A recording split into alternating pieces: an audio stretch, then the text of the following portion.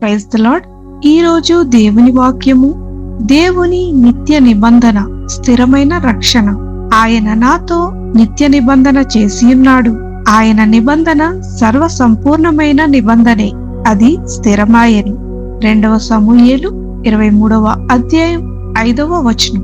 మనుష్యుల మాటలు మారిపోవచ్చు, పరిస్థితులు మారిపోవచ్చు, కానీ దేవుడు చేసిన నిబంధన ఎన్నటికీ మారదు. దావీదు తన జీవితంలో ఎన్నో కష్టాలు చూశాడు, తప్పులు కూడా చేశాడు. అయినప్పటికీ దేవుడు తనతో చేసిన నిబంధనను విడిచిపెట్టలేదు.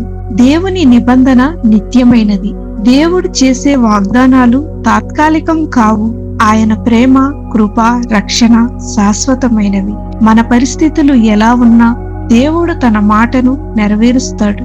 దేవుని నిబంధన సంపూర్ణమైనది. మనుషుల సహాయం అసంపూర్ణమై ఉండవచ్చు, కానీ దేవుని కార్యం సంపూర్ణమైనది.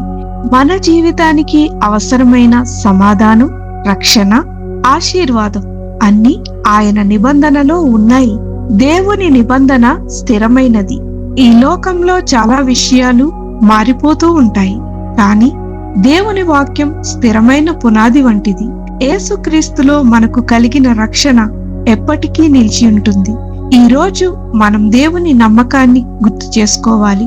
ఆయన చేసిన నిబంధన మన జీవితానికి ఆశ, బలం, రక్షణ. కాబట్టి భయపడకుండా విశ్వాసంతో ముందుకు సాగుదాం. ప్రార్థన.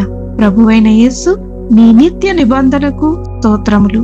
నీ వాగ్దానాలపై విశ్వాసముతో జీవించుటకు మాకు కృపనిమ్మని యేసు నామంలో ప్రార్థించుచున్నాము తండ్రి.